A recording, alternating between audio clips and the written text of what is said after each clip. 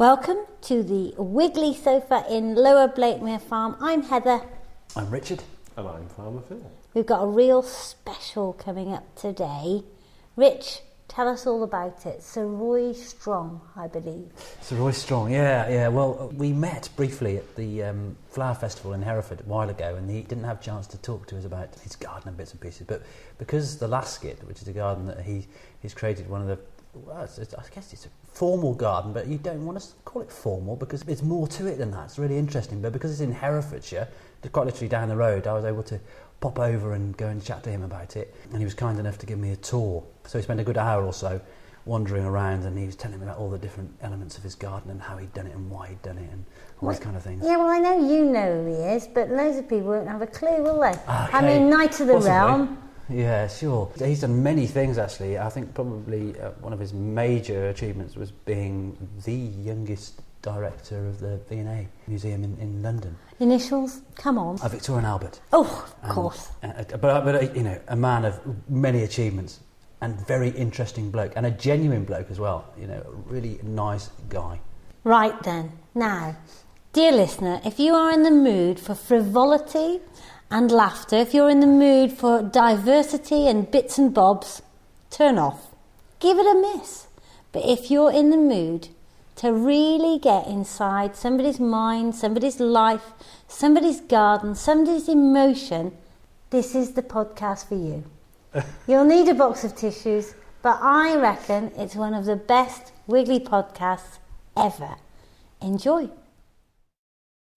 Sir Roy, it's lovely to meet you. Thank you very much for inviting me to come and have a look at your wonderful garden. It's amazing that you live in Herefordshire and you've managed to create something like this in deepest, darkest Herefordshire.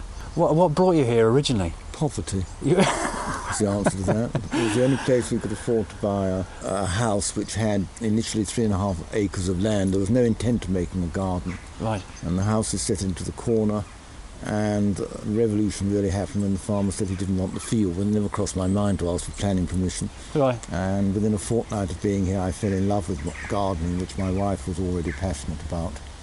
And then, unbeknown, we made the largest formal garden made in England since 1945, stretching over 4 acres. That is quite an achievement. With about 20 rooms, peach lime avenues, yew hedges, topiary. You didn't realise that you were able to get this piece of land when you first came here, though. You bought the house and it had a garden adjacent to the house that was a certain size, and you sort of fell in love with that. And had you anticipated that you were going to have this massive extension? No, not at all. No, not at all. Except that the creation of a country house garden then suddenly hooked me. And it happened during a period during the 70s when things were extremely bad. And I was director of the Victoria and Albert Museum. We did a great exhibition on the loss of our country houses, and then a later one on the loss of our gardens. So this was planted with a real sense. I suppose it never crossed our minds we were creating what people seem to think is one of the great gardens in this country in the late 20th century. It's very elaborate, stretching over a huge amount of space. But it was, as it were, deliberately planted as a gesture that English people have always planted amazing gardens, and we will go for it. With very little money and not much help. So were you able to get any external funding from anywhere to create this? No, not at all. So it explains why the garden is done in reverse, and that means that the plants were cheap in the 70s. Okay. And so the hard landscaping came later. I resigned being director of the Victoria and Albert Museum in 1987 when I was 52 in order to try and make some cash, and you'll see all the sculpture and the hard landscaping comes after that date, which shows it can be done. Okay. If you ask about the style of the garden, well, it is unashamedly nostalgic. In the 70s, people were inspired by people like Rosemary Veary at Barnsley, who was a great influence on this garden. Yeah. And what I call country house gardens before 1914, gardens, I suppose, like Hidcote, romantic, with clipped yew hedges, formal vistas. It is quite stunning. I think we've picked we're quite fortunate really, we've picked the most beautiful autumnal day. This is really a beautiful autumnal day, and we're in fact looking at the first garden that I planted. Okay. I dug the beds in August 1974 and planted the yew 2 feet high in December of that year. And it was when I realised we bought the wrong house, because this was the only garden room I could plant in alignment to the house. The rest of it's all over the place. Okay. But that's all right. And as you can see, it is a contained room. with Amelanchias trained into standards, a parterre of green and golden yew, and it's full of pots with Marguerite daisies at the moment. And then I've just updated the planting, so there's swathes of grasses. So I'm into the new planting with swathes of perennials and grasses, which make a wonderful contrast to the old-fashioned formalities. So it's taken the garden on a new trip. They do. I'm astonished that something so beautiful can be created in such a relatively short space of time. Well, it takes 15 years to get yew hedges up to this height, which I suppose are about 10 feet high. They're at least 10 feet high. You know, they're very thick. I know I've mentioned this before, but we often think of yew as being a relatively slow growing. No, yew isn't slow. Yew grows at the rate of a foot and more per year. Right, okay. Oh, that's significant, isn't it? And it's the queen of hedges, and I bitterly regret all the leyland I paid. Yeah. So are you systematically changing some of the plantings? Yes, I'm in the middle of something. Ask me where I am in this garden. The garden is now 34 years old. It was planted from scratch, and my wife died 4 years ago. Right. And you then have to take the decision that you've really got to be quite radical in the garden, because here we stand, for instance, there are conifers here that must be 100 feet high. I put them in 3 feet high. Already 2 of them have gone incredible. from here. So I'm going through the garden, taking things out, right, lowering hedges, reshaping them. And this is, I don't know, and I'm going to do a book on this.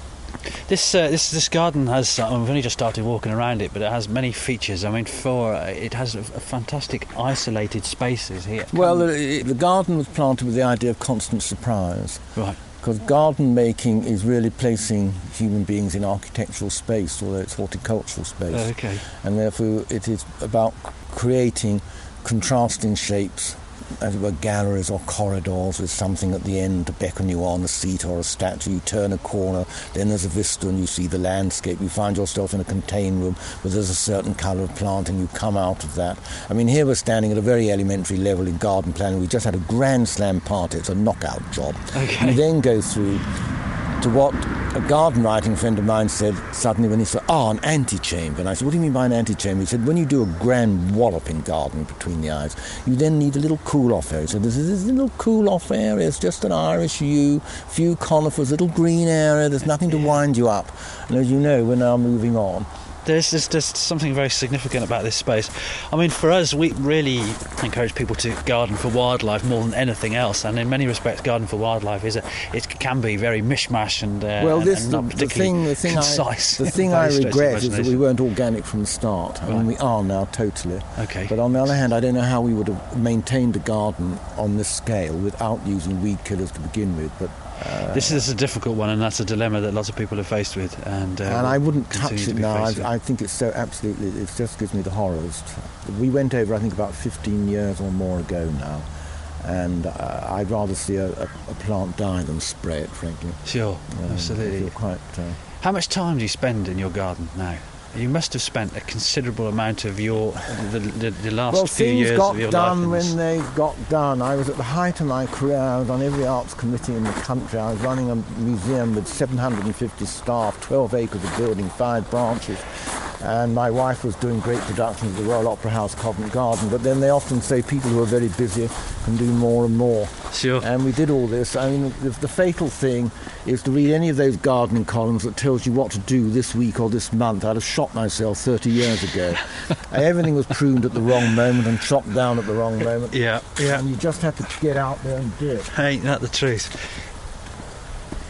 Now we're walking through some pavias, and they're so well matured. There's some beautiful mosses and whatnot. It's all blended in perfectly, really. Well, this is a later garden. The one we started at was mid-1970s. This one in front of the house, basically 1990s, when we paved this, and it's a different in feel. In the 90s, gardening changed from the romantic phase to using found objects. And for instance, there's there you can see something which is over a mound of earth. It's 2 Victorian spiral staircases you can go up onto a little platform and look out onto the landscape of Gloucestershire, look down on this garden. Okay, so it's just using things that you find, like my wife making pedestals, designed pedestals here for some statues of bears which came from a grotto she did at Warwick Castle, and using Victorian industrial brick and then putting a grill from a radiator on top. Right. That's amazing. Now, how would you describe the front of the house? Because my wife would front of the house, fall in love with that. Well, I've just done that in the last 4 years. The house is about 1835, early Victorian, but the proportions are Victorian.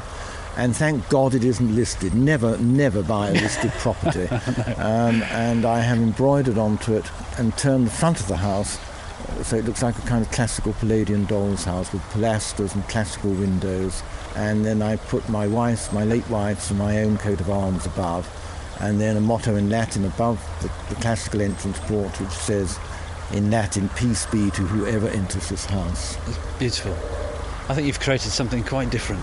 There is a danger with something. I mean, I don't know how to say this quite with it, but I mean, obviously, someone with your esteemed career and the input that you've had throughout your life, you would assume that you would be able to create something as beautiful as that. But often, when people attempt to do something slightly different, things can have a habit of not working. But what you've achieved here is significant. I think it works. I'm still working at it. And also the garden is very personal all the way through. You'll find there are things which recall bits of our lives or friends or things we've done. That is a kind of leitmotif in the garden. Did I read somewhere that you brought some plants from your wife's childhood home? The quince from the quince, Trevelyan's from home in Oxford. The Omen home in Oxford. Okay. And I hope you admire the fact that I planted that yew hedge in front of the house and went all the way up, and I've cut it right down, demolished it, having waited 20 years for it to grow. And I've demolished it so we can see the facade of the house, and I'm cutting it into green clouds. Behind is my name-dropping statue. I did a lot for Prince Charles at Highgrove, and I got 4 statues for him, and I bought an extra one. Right. So it's my name-dropping statue. Okay. Flora sits in her place. She's definitely suited to that spot. And what I'm doing at the moment, because you plant things and then they grow, a garden gets very claustrophobic. And suddenly I realised after 30 years the garden was claustrophobic. We're standing now, you get a vista through to the garden we started in. 18 months ago you couldn't do that, and that is because I've taken out 2 conifers 150 feet high. Okay. So I've been opening up vistas and letting the light in. Right. And I've got such energy as I'm in my 8th decade, but I'm still planting yews, still altering, still doing it. Yeah, you do seem I can't bear people who give up. Yeah, no, absolutely. And I remember someone said to us, but you're both so unusual. I said, what do you mean? But you're always altering, you're always adding things. Doesn't everybody? Oh no, they just lay the garden out and that's it. Yeah, sure.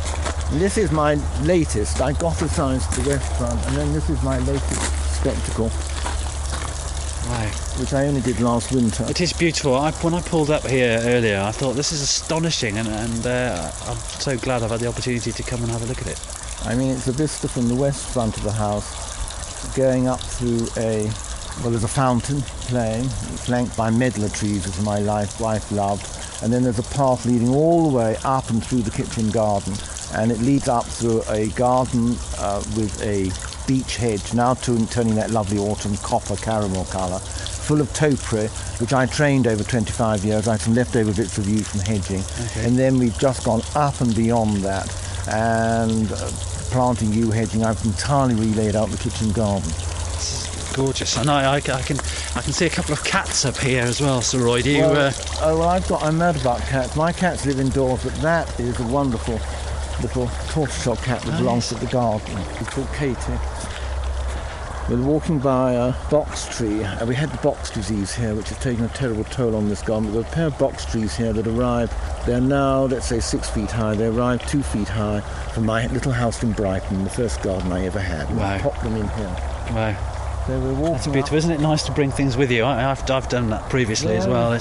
My wife was my wife was brought up in a lot in Oxford in a house called Fruin Hall in the War, and her grandfather was a very famous historian, and everywhere the Omens went they've taken a sucker of that tree, and it's a very rare quince tree, and she adored quince trees, and we had about 10 varieties in the garden. Wow.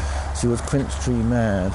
Did she used to do things with the quinces? Did you guys used to eat the quinces? You can make I've just been doing quinces for the deep freeze. Right. They make a wonderful compote.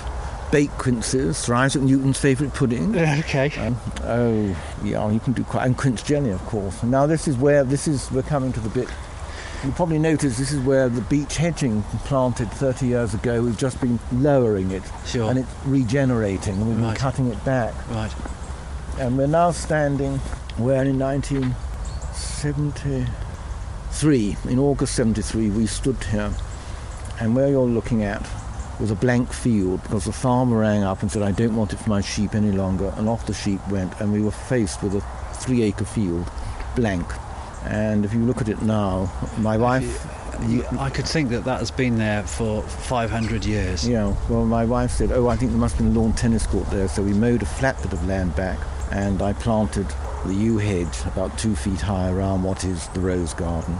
And then in 1977, I laid this path with my own hands. I'd never get a job as a navvy, I can tell you that. I think it's superb. It's great the way you haven't used cement. And this is the garden planted in 77 for the Queen's Silver Jubilee, and it's white iceberg roses, little white pet in the middle, and then flowers. And there's a yellow rose called Charlotte from David Austin, and then flowers in shades of violet and lavender and purple. Right. And it's a circular garden, as you see. And in the middle there's a dial that came from Cecil Beaton, the great designer and photographer. Right. He was very nice to me when I was a young man. And there's his white willow herb there, growing still, which he got from Regent's Park. Okay. And as you can see, there's a vista down with an arch at the end. And behind that, there's a little area we call it's called the Scandinavian Grove, because it's planted with silver birch trees. And again, all those trees, everything you see here was put in by us. Well, I'm astonished myself. I think when I look around, though, I kind of have preconceptions of formal gardens being something that might alienate wildlife, but in fact, this garden, because it's so diverse, provides, I think, by looking at it, provides all sorts of opportunities for there's loads of habitats. Wildlife. I can tell you, Sean, the garden keeps on popping little bird houses up on everything. We're very keen on that. Well, this is the rose garden, which was paved in 2003. It's formal. It's a square bed in the middle and 4 spandrel beds like the letter L. And then within them there's 4 standard beech, because the garden goes onto rock, and beech will grow on rock. And there's an urn in the middle, and then the planting is there's box edging to the beds, which is very pretty, and then the roses are old-fashioned ones, 19th century Victorian, and then the new breeds of old-fashioned ones, and then in shades of pink, right, into claret, and it's underplanted with around the statues, the statues of the seasons in the corners, underplanted with catmint and lady's mantle, Alchemilla mollis, and Mastrantia Hadsbin blood, and with purple verbena at the back. And it looks a dream in June, but it's October. Yeah, sure. Sure. And also I can imagine what it does look like. Big lesson in change of levels and vista. You see, looking back, we're looking back through the Queen's Silver Jubilee garden, up a little flight of steps, along the avenue between 2 beech hedges, and an obelisk at the end. And again, you can see what I mean. I get tremendous excitement out of controlling how people can see things. Yeah, sure. And then the brave thing through here, you see the far side of the garden. Wow, yeah. And we did that's some sort of depth of field, cross paths in the orchard, and then which we did in the 1990s. Then we had to decide, having waited 25 years for the yew hedge to go 8 feet high, whether to cut through it. Right. I remember crawling on all fours thinking, dare we do it or didn't we do it? And then we did it. And this is amazing. Anyway, let's keep going. Yes. It's like a magical mystery tour for me. Well, it's not a bad garden. And then there's arch.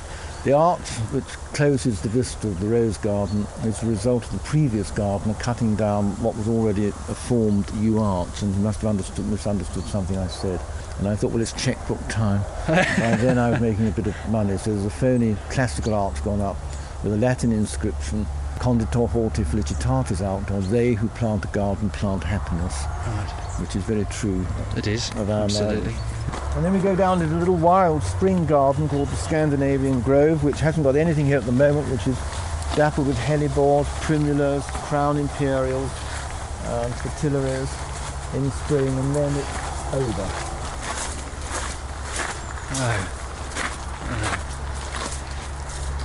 Well, this is a very different area. It is. It's the last area we colonised in the garden. On one side there's a kind of bank with a path running along the top, and that literally was, every time we did something to the house, we said to the builders, dump the earth there. Okay. And then eventually we did something with this, and I came out with a pot of whitewash and painted on the turf waving lines to create wavy borders. And it's a mixed border, as you can see, of perennials and shrubs. And there's a bank against the other side of the yew hedge from the rose garden, which is just carpeted with primroses in spring, just thick. And you can see some of my wife collected crab apples. She had 98 varieties. Oh, that's amazing. But I had to cull those because we had so many. I mean, they were literally being planted 8 feet apart. She was absolutely crazy about them. So this is this whole thing about things growing and beginning to sort of thin them down. After 30 years, you have to start taking things out. Yeah, sure. And then we come down through here, and here's another one of my anti-chain. And a little monument. Isn't this amazing? A little monument to a much-loved cat who was called the Reverend Wenceslas Muff. He was a clerical cat, I think. Okay. And we rescued him. We came across the fields. And I have no snobbery about ornament. It's quite small, isn't it? It's about 4 feet high. It's a kind of classical pedestal, reconstituted stone with a kind of classical knob on the top, which I gilded, and then commissioned from a local artist in Hereford, a wonderful man called Reg Bolton, 4 plaques in slate, which give the dates of this much-loved cat, and it says brave one side and loving the other, right. Which he was. And then a little kind of relief of him wearing clergyman's bands. That's amazing. That's amazing. There are very few cats that have that kind of tribute. Yeah. That is astonishing. He was a wonderful cat. Well, you know, some animals look after you, and then the others you look after them. This creature looked after us. He was a great rabbiter. He caught 32 rabbits in this garden London. Oh, wow. And now we're going through a little hidden wall of laurel to the great Peach Lime Avenue. This is incredible. Every time we come through a new space, then something else opens up I in love front surprise. of me. I can't. There's no way you could surprise in a anticipate garden. what this garden's going to do. It is. It's an avenue of peach lime, 65 yards long, 3 times the length of the famous one at Sissinghurst. Okay. Source of pride, and went through many, many changes, but it's limes where the 3 branches are arranged as a tier, tied together, so that every year we cut off the twigs. And then beneath it, a beech hedge has been planted, which has been cut into swags, like waves, the whole way along. And inside that, there's an inner low yew hedge, interspersed regularly with Irish yew, kept low. And then out of the low yew hedge, there are standard laurels, which I'm still training into pom-poms. And the whole path is paved, which we did in the middle of the 90s. And at one end there's a column with a golden crown on the top. The walk is called Elizabeth Tudor, after the first Elizabeth, because I wrote a little book on her. My wife designed it, and then I proposed to her. Oh. So that Quite beautiful. Yes, it's a rather romantic monument. And I commissioned on the bottom of the column there's the crown of Elizabeth I, Elizabeth II, the ER1 and the ER2, and for our Queen's Golden Jubilee I had the golden imperial crown made and gilded and placed on top of the column. It looks pretty good. It does look pretty good, I have to say. And I have a motto: you can't have enough gold in the garden. You know. I'm walloped on. I'm not so sure about that, but you definitely haven't got too much gold in here. That's a sure fact. It does kind of complement the gold that you've put in on the sculptures. They're really complemented by all the shades of the beach, though, at this time of year. Yes, well, I love the autumn. I love spring. I think October is a hard month to beat, isn't it? Well, we're lucky because we had such a terrible summer this year, and now suddenly it's kind of a magic day you've hit. It is. I'm very lucky. Really, really, really beautiful. And running a garden like this, you have to be quite relaxed. I mean, even though I got the help of 2 people on it, it's still a very, very large garden to keep going. And of course, this isn't a garden that's open to the public per se, is it? It's occasionally. I open to groups. I people... open about 12 days a year. 6 of those days are to raise money for local charities, you know, Macmillan Nurseries or the Cathedral Choir School or whatever. Okay. And then 6 days is to raise money for me to pay for the garden. Right. Eventually, it is also left. The whole garden is left, and the house and everything, to the Vivat Trust, and it will pass then into the public domain. Right. So the public will get. That's yeah, sure, yeah. And we're here really at a major point in the garden, standing by something called the Shakespeare Monument, which is an urn about 12 feet high, phony but tarted up. And in 1980 I was awarded something called the Shakespeare Prize, which is awarded by Foundation in Germany once a year after the person in the UK considered the most for the arts, and the list is amazing. It's Margot Fontaine, Henry Moore, David Hockney, Doris Lessing, Harold Pinto, and so it goes on. And to be even thought of in that league, I find amazing. Yeah. And anyway, one way we look back on the golden column with the crown on the top. Oh gosh, yeah. And then another way we look up to the Victoria and Albert Museum temple. I was director of the museum, and you see it ascends. The walk to the column is flat, and then you're seeing the land rise away, and steps gradually ascending with arches of viburnumopoulos and marvellous sort of plummy autumn shades, and going up beyond a formal garden, and then there's what I call a cheap temple at the end, but it's not bad. It's absolutely amazing. I mean, when I'm kind of wandering around, I'd think we were walking around an area of 20 acres rather than 4. And here, this is brave. You see, behind this urn, I chopped down all the quick-growing conifers, right, and I've planted it with laurel. I'm going to clip the laurel into a great curved wall. Oh, right. I think it's not bad in my 73rd year still to be doing that. No. Well, the thing is, you could have another 30 years in you. So I don't know that I want another 30 years. This is a new herb garden we made. It's only 18 months old. We're now turning back in another direction. And again, we cleared space. And also something I'm getting pleasure from is opening views from the garden onto the landscape. And here we stand and we look over towards Gloucester and to May Hill, across the wonderful Herefordshire landscape. And I hope you noticed here, Richard, I'm doing, I love doing topiary. And I'm still letting, a single sprig go up from a yew hedge and then cut it into kind of cake stands and pom-poms. I'm still doing it. It does look great. It's fun. I mean, this is quite a young yew hedge. I think it's about 5 years old. God, is that all? And then here I made a new topiary garden. And again, I'm still training birds and, tears and that sort of thing. And there's my little Walt Disney. Yes. I've got a little 18th century figure painted in, wearing a nice blue jacket and knee breeches and a little yellow waistcoat, and he's like a little 18th century garden. He's just sitting on the grass, resting his foot on the spade. When I first met you, when I listened to your talk, you showed a few sort of visual images of these things, and then it's difficult to put them into context, and you kind of wonder how that fits. But when I look at things in this garden, everything does appear to fit perfectly. The experience of the garden, I think, is always greater than however many slides and pictures you see on it. Yeah. It is the relationship and the sequence of the areas as you move through them. On the right is the first big herbaceous border that we could create, and that's about 4 years old now. Right. Because where we're walking along, we took out a leyland hedge which was 65 yards long, 15 feet high and 12 feet wide, which cost a fortune. But it's opened up this vast new space for this topiary garden. And it got the Leyland disease. And it was because we bought an extra bit of land over here, so I've thrown the whole lot together. It's great to stop though and turn around and see where we've walked from, because whichever direction you look in, there's something completely different to see. Yeah, well, we've only got halfway round.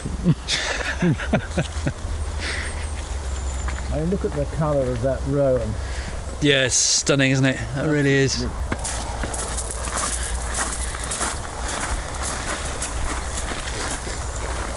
Now we're doubling back on ourselves, but we're turning left and we're going through a little bit of shrubbery, and we're coming out to the top of a walk we call the Serpentine, and it's called that for the simple reason it's just a long wavy walk. Well, in fact, we're doing something completely new and exciting. We've just done this with some slabs of sandstone with gravel in between, winding its way over a huge space, and so far up to now most of the things have been quite formal and tight, and now suddenly hidden away in the middle here there's a huge area which I've taken conifers, again 150 feet high. I think I must have taken 8 or 9 of them out, opened the whole area up, and now we're doing the new plantings, swathes of grasses and hardy perennials interspersed with topiary. And it's just, a lot of this planting is literally only a year or 18 months old, and it's so exciting to do it. and to open up, because the garden was getting, after 30 years, things are actually in your face. Right. And you've got to be brave and think, well, if I took that out, what would happen? I mean, look, standing here, we could look at that beautiful Asagraceum as a specimen tree. It's fabulous. It is fabulous. We're going to there's a big cornus mass on the right. That's for the chop. Okay. We'll get rid of that. But There are some brave decisions taken here, I can see that. never cease to be brave. I go around other people's gardens and I say, well, why don't you take that out? Oh, can't take it out. I said, why not? Look, if you took that out, you get that wonderful view and you'd see something else. Sure. And we're looking now, halfway along this walk, there's a break and there's two nice piers with urns on the top. And then a vista to a stag with golden antlers in the distance. And there's a low yew hedge, as it were, adding to the perspective in the walk up to the stag. And we're looking in the orchard, which is divided into 4 areas, and it's full of a collection of fruit trees, and the main, nearly all apples, going back to the 12th century. My wife collected old apple trees, and we'll end up there. What was the inspiration for this stag? It was in a sale. Okay. There you It was a cheap stag. Well, we'll get to that. That's gorgeous. And you can see the kind of feeling of the new planting, having topiary.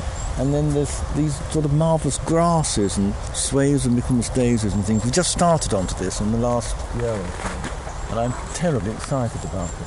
Wonderful snowdrop walk here, but you can imagine what this is like, just whopping conifers. Yes. And just clearing this out, and the excitement of opening up and the light pouring in and realising, suddenly finding everything grows. Well, this is where I had my first flower garden, and this is some of the earliest topiary I did. I trained those over 25 years. Really? Yeah. People are impatient today. That's something, it is, well, yeah, they are definitely. They But want it all that's amazing. at that you once. say. And the best things come to those who All at wait. once. Yeah, You sure. wait, and this, I'm very pleased with looking back, which you couldn't before. As I said, you're standing by this cornus mass, which must be about 15 feet high. And although I put it in, and it was 20 feet higher even than that, it's quite brave to suddenly say, take the darn thing out, it's going to look better without it. Sure. Particularly when you planted it. Yeah. Got moles? Yeah, interesting molehills. What do you do about your moles? Do you just kind of ignore them, or have you got some sort of Slightly. tactic to make them Well, we do have move a on? pest control man that comes. I hate killing creatures. But there's lots of musical gravel paths we went through. Now you'll know where you are here because we're looking down to the Shakespeare, what I call the Shakespeare urn, and where I've done the new planting of laurel, which has to grow, and at the moment one's just looking at a fence as a backing, but that needs about 5 years. And we're standing in a little octagonal garden, which is a garden my wife designed for my 50th birthday, which is a very long time ago. And it's got a little low yew hedge around it, and a simple planting of begonia box, nothing very elaborate. And then you can probably see on the other side we've had another enormous clean out. We're doing new planting through here. Yeah.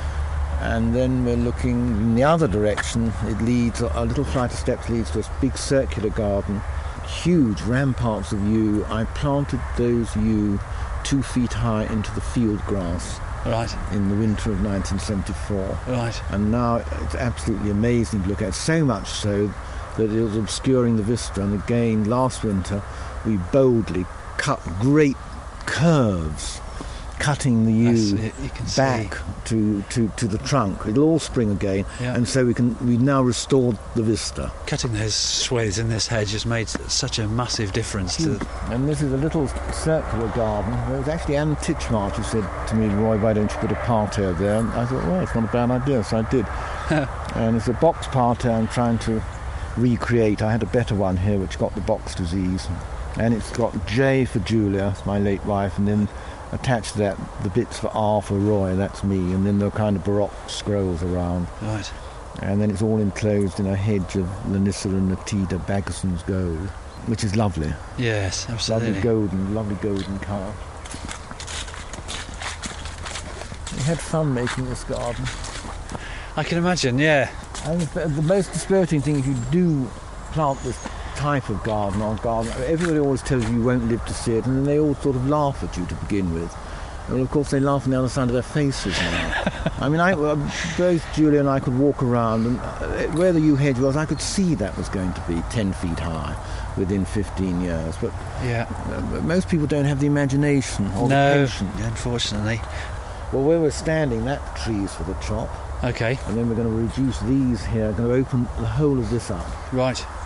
Because when you start, you can't wait for things to grow. Yeah, you can't wait for them to grow, and then suddenly 30 years on, they've just got completely out of hand.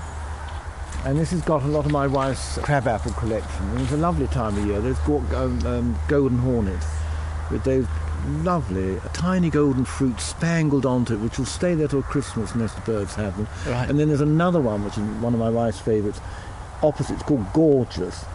And it is gorgeous, isn't it? Look at those gorgeous. Red fruits, completely. Really just spangled all over it. It is amazing. It is amazing. They're lovely, good value small trees. What's fantastic for me is that you and your wife have created something, and you're able to walk around here now and tell me about, draw on your memories of your wife from the things that you've experienced in your garden, having done it together. Isn't that a wonderful thing to be able to do? Well, it's a garden of memory. Yeah. And here we're at the big cross axis with a huge vista right the way through the orchard, back into the rose garden, and again, topiary. My best birds, 2 topiary birds sitting on balls of yew, and 2 walnut trees. And again, I'm very keen on beech hedging. I think it looks marvellous in spring when it unfolds in that fresh green. And then the autumn colour, and then it goes into that caramel and russet, and the leaves stay on through the winter, which is great. Yeah, completely. And there's a lot of inscriptions in the garden this way looking on. This is a little area which commemorates.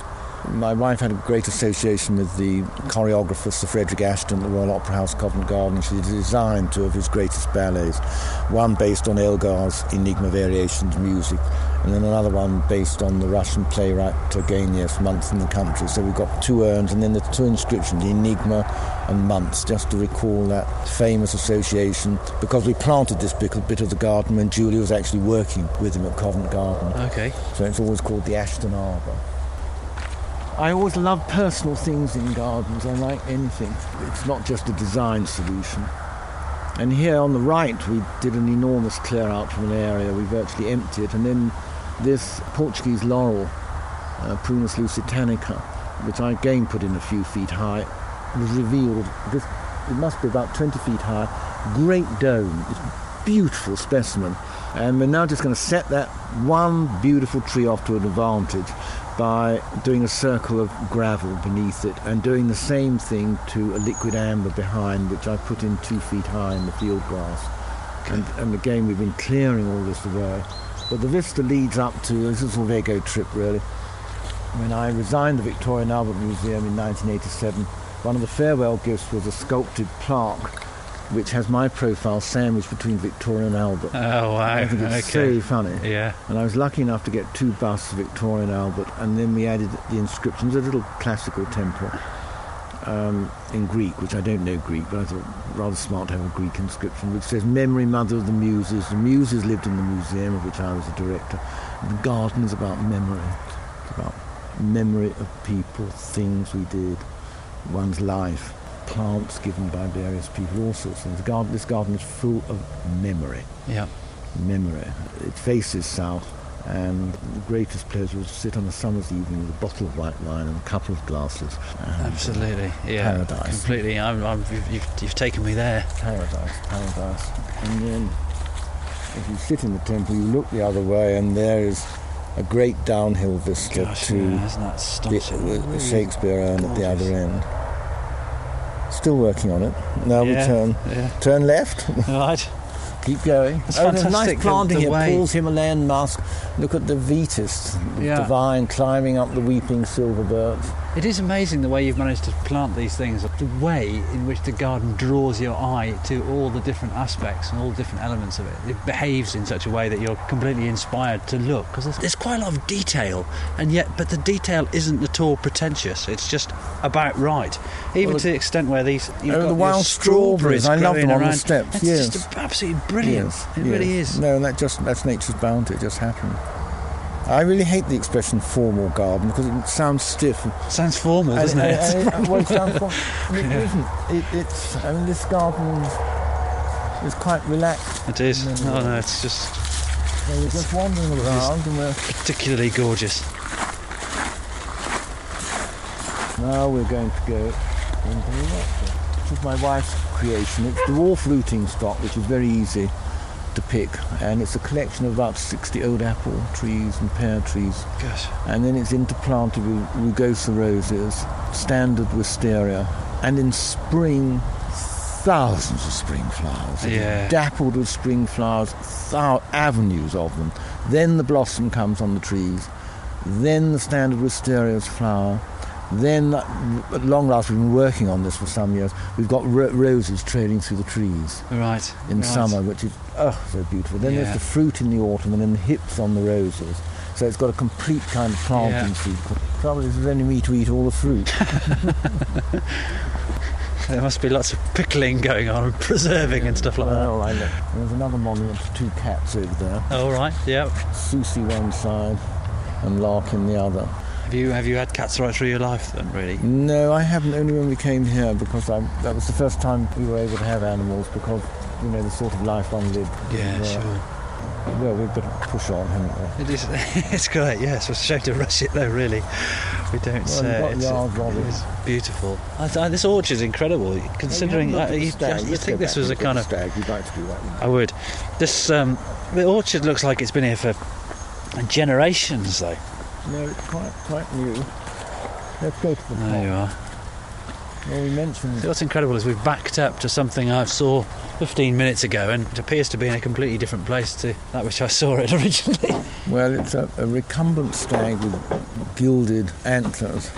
I'm afraid that I have to admit they're 22 karat gold. I've tried every form of gold paint, and then it's sitting on a plinth against a huge swathe of clipped yew hedge, which looks marvellous, and also flanked by golden yew trained just as columns, and then the whole of the pedestal is swathed in rosemary, which almost comes up between the antlers at the back and all the way around and through the animal's paws. And then there's an inscription which is from Milton's Paradise Lost, where the Garden of Eden is described. A circling row of goodliest trees, loaden with fairest fruit, blossoms and fruits of golden hue at once appeared, with enamelled flowers mixed. And in where it described the orchard exactly, and it's one of the great passages which inspired the landscape garden in the 18th century. And it's also framed by Rosa Roxburghii, and you will notice on the right the Rosa Roxburghii is 10 feet high, on the left it's about 3 feet high. Yeah. And have you ever had dead earth in your garden? We have replaced the earth. I've definitely seen it 3 times there. Nothing will grow on that spot. Right. And you turn the other way back, looking towards where there was that new exciting planting, and this time the vista is to a statue of Britannia holding a golden trident. Must have been off the top of a Victorian insurance company, I think. But anyway, there she is, sitting in the distance, looking rather swagger. And again, we're standing on a path which my wife designed, which was again uses Victorian tiles, Victorian industrial brick, and all sorts of quite innovative things. It is gorgeous. I particularly like the kind of mosaic patterns on there. Well, she was brilliant at that. And just using broken roof tiles, which you got for nothing, just pressed into concrete. Yeah, it's gorgeous. Very imaginative. Yeah. Up we go to the kitchen garden. I've got something that you can use for your dead earth there to bring it back to life. I'll send you a bag. Yeah, we're coming to the works now. There's a small greenhouse on the right. There's a garage where tools are kept. There's the bonfire site. There are compost heaps all the way around here. Right. And yes, it's great. There's the teasels everywhere. That's superb. Well, Sean, the head gardener, is wonderful here because anything that grows he won't pull up. No. So it's full of teasels. It is, and I've noticed, evening primrose and all sorts of things. All sorts of things, chrysanthemum, parsley, all sorts of self-seeded things are just left. Sometimes I get wild and I go, I can't bear this any longer, I'll pull some of these up. Well, the kitchen garden we've now entered, which must be the size of 1.5 tennis courts, which I relaid out last winter, and it was empty at the beginning of April. There was nothing here at all. That's hard to believe. And it has been such a success. I see standing here, there's plenty of salad greens still. There's leeks, there's cabbage, there's broccoli, there's chard over there. Definitely no shortage of There's no good, shortage, wholesome, no fresh food shortage here. of good stuff. Carved. I always say, don't let me run out of. No, I don't think there's any danger of that. Going to sway the flat-leaf parsley down there. Oh, yes, Some nice colours as well, and a nice mix, and lots of nasturtiums. And also lots of there's nasturtiums. You can see chrysanthemums. Lots of flowers are planted into the garden. Yeah. And dahlias, you can see those there. Antirrhinum, sweet peas have just come to there. Great. Cosmos were absolutely wonderful too. Yeah. So there's a lot of that. See, that makes such a difference in a vegetable patch. A few flowers. And then, although one can't use all a lot of pumpkins and gourds and that sort of thing which are grown, they're just grown because they're beautiful to look at. Okay. And then they're often just cut off and they're just laid on the bed just because they're beautiful. Right. Just to look at. And I've got to make some pumpkin soup this week. Yeah. And again, it's surrounded by fruit trees. And one of the best bits is that you can turn around and see the house from a different side. I'm thrilled that this was amazing my great feature in front of the extravagance house. because I demolished the 1920s garage and made this vast new vista. Gorgeous. And now we're going through a gate which is modern, and yet it looks perfectly. No, it's kind of in keeping. It's perfectly in keeping with the house. This is junk, salvage yard, and I always keep going. There's quite a lot of inscriptions and things in the garden, and here at the entrance, the sort of gate piers each side in old brick, and then I commissioned 2 plaques, one with my initials and the other one of my late wife's. So there's always something personal going through the garden. Yeah. And then this is completely new. And as you can see, I'm still planting yew hedging. This will have a low yew hedge here, and there's some walls each side. And on one wall we're going to train figs. I mean, last week, in the 3rd week in October, I had ripe figs off that fig. Yeah. It's unbelievable. It's a perfect aspect, isn't it, I guess? Oh, it's south-facing. The north-facing wall, we've got a north-facing yellow rose going up, and this will have a low yew hedge enclosing it. As you see, the only good grass in the garden is proper turf, and the path gradually descends, as it were, and I put yew in here, which I'm going to do. Well, inevitably more topiary. Sure. Topiary everywhere in the garden. Is a topiary exclusive to you? Is anybody else able to tackle the topiary? Oh, I pass it on to Philip. Once you've done the template, someone else Yes, can take I'm over. also training him up because I think it's very important. I'm not immortal, and so I'm training him up. So when I'm pushing up the daisies, he will continue to do it. Totally. Because it's terribly important to pass things on. It is. Pass the knowledge of the garden on. Well, that's kind of it, really. It's absolutely amazing. Gosh, what an experience. I'm so glad I've had the opportunity to walk around, because it's actually, to be perfectly honest, not something I probably do necessarily, and I'm completely inspired by the work that you've done here. What you've been able to achieve is quite something. I always think people are terribly idle, Yeah. I mean, okay, I've got help, but we didn't have much help. The garden for the first 15 years was run on 2 men, 1 day once a fortnight, and one would come 1 day in between, and that is over 3.5 acres. So there's not much sitting around the television set in this place. There's always something to be done. Yeah, no, isn't that good though? Isn't that wonderful? What a legacy. That's something that you've managed to create, something that you can completely enjoy, and yet you can leave behind, and it'll be here for generations. Well, the thing that I have learned late in life is that the garden is about change. You can't stop the clock of the garden, which may seem a very obvious comment. Yeah. And that is what I've found. You have all the onrush of making the garden. You can't actually stop it. And after I'm dead and gone, my mandate there's a wonderful young man called Chris Young, who's the deputy editor of the garden, will be the artistic director of this garden. My mandate to him is, when anything's over the top, take it out and make something new. A garden is about youth moving on. Sure. And energy. It is, absolutely right. Well, there we are. Well, thank you very much. That's brilliant. Thank you, Sir Roy. Okay.